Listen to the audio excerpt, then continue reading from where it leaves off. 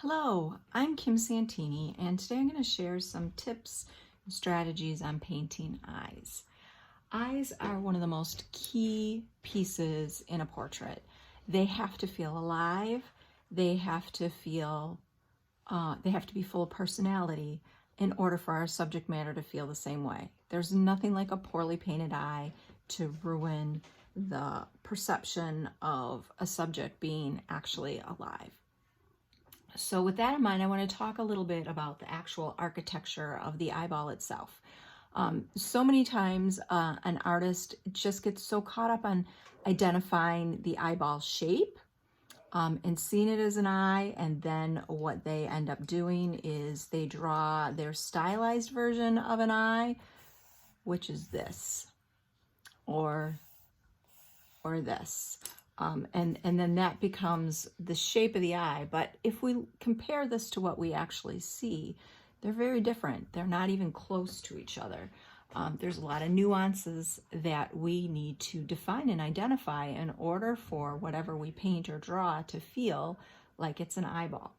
So I want to talk a little bit about the actual architecture of the eye itself. And I have this piece of crystal here that I want to show you. So we know that the eyeball sits inside the skull. So it's surrounded by bone, for one, and if here's a side view. So really, we're only seeing maybe this much of the outer edge. And on top of that, there's going to be lids that move and that slide over and around, and on top of that eyeball to protect it. So if you have a marble and you can put a marble or cradle a marble in your fingers like I'm doing with this piece of glass, you'll actually be able to see that, if you replicate an eyelid coming down over it, all of a sudden we no longer have a perfect circle. We don't even have an almond shape. We have something very different happening here. And so that's what I want you to picture when you paint it. You're not just painting the marble or the circle of the ball itself, but you're also going to be painting all these little tiny muscles and lids and bits of fur that go around that. So it's important for you to have an understanding, or for all of us to have an understanding of what it is that we are painting and its actual architecture before we even pick up a brush, because that greatly helps us when it comes time to build the marks that we're using. It just gives us a better understanding of the nature of what it is that we're painting.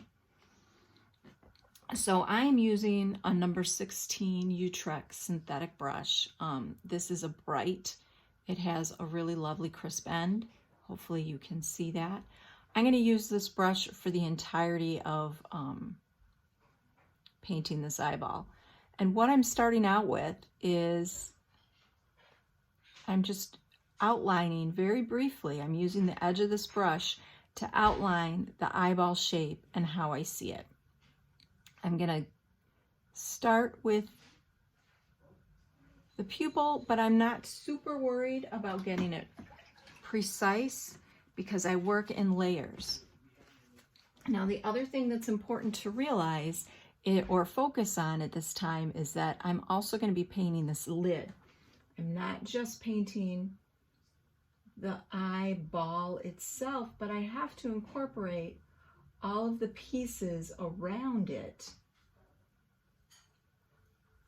because all of these additional bits and pieces tell the story of how that eye sits in its socket. And every time I go back to my palette here, I'm going to mix up a little bit of a different sort of color to help tell that story. So every time I come back with my paintbrush, what I'm trying to do is create a unique mark that's going to more completely tell the story of this particular part of the face.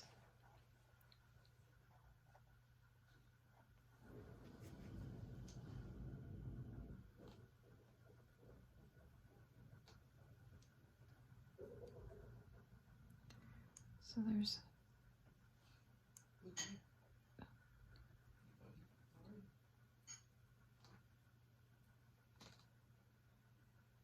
What I love is this sort of brushy eyebrow space here.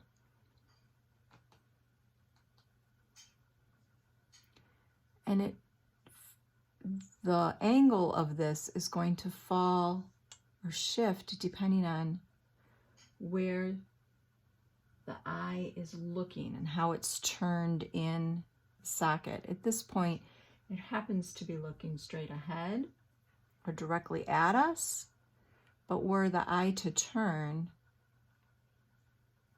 we would have, if the eye were to be looking over this way, it would shift that way more. If the eye were looking upwards, the eyebrow itself would move to reflect that. The other thing that I try not to do is overpaint. I don't want to overstate what's going on here. To me, when that happens, I feel like the eye loses some of its life.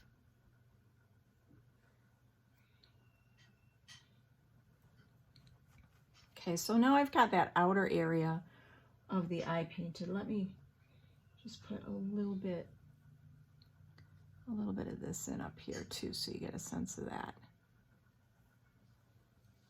Now it comes time to paint this inner part. And I want you to pay attention to the way the iris actually looks in our photo. I always tell my students, if you paint what you see and not what you know, you're going to get it right. So what we see here is an iris, which is the portion of the eye that has the, am I calling it right? Is it the iris? I just had a total brain fart. The part of the eye that has a color in it, that's what we're painting.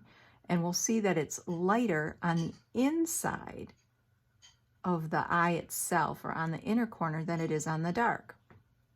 And so in this case, what I've done is I've mixed an approximation of that color, and I'm going to sweep it in, and I'm going to go from that edge where it's lightest, and I'm going to sweep it over to the other side.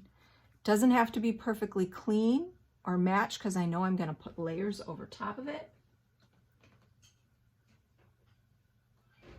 And what I want to get is this sensation of light falling down into that area. And so I'm just going to layer bits of paint that get a little bit lighter each time to create that effect. Now, when I look at the other side of the iris here, yes, I know this is a gold eyeball, but I don't see it as gold over there. It's actually a pretty dark value. And if I squint, there is no edge between the pupil and that outer edge. There's no line other than the catch light. So I need to then carry my iris, as I've painted it, into a much darker value. So that's what I'm going to do. Going to mix up a darker value here, and I'm going to sort of do just what you saw me do previously. Sweep the color from that corner across into the eye.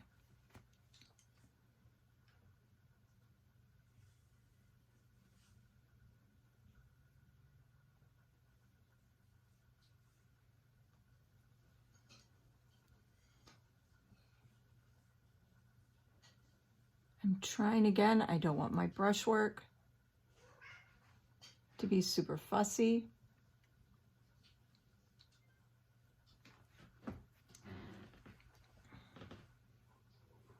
And I'm going to get that edge or the perimeter of the eye, I'm going to get it just a little bit darker,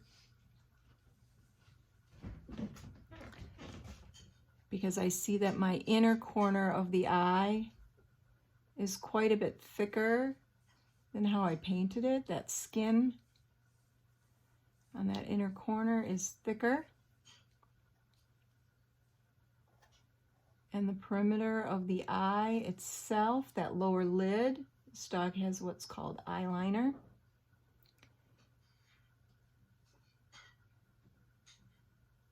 I'm resisting the urge to grab a pointed brush or a round brush and put an even line around this whole painting or the eyeball, because that's not what I see. It's not an even line.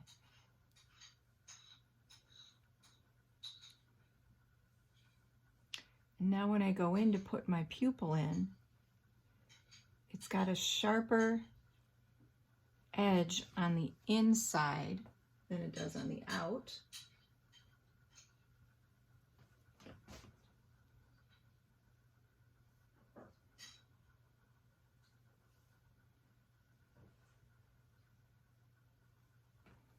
It's important that the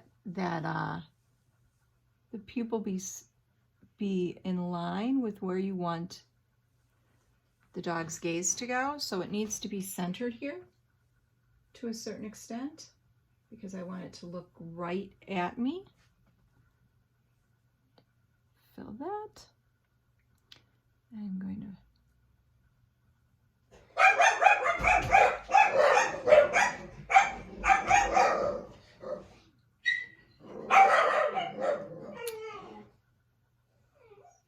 and now it's time to put the catch light in.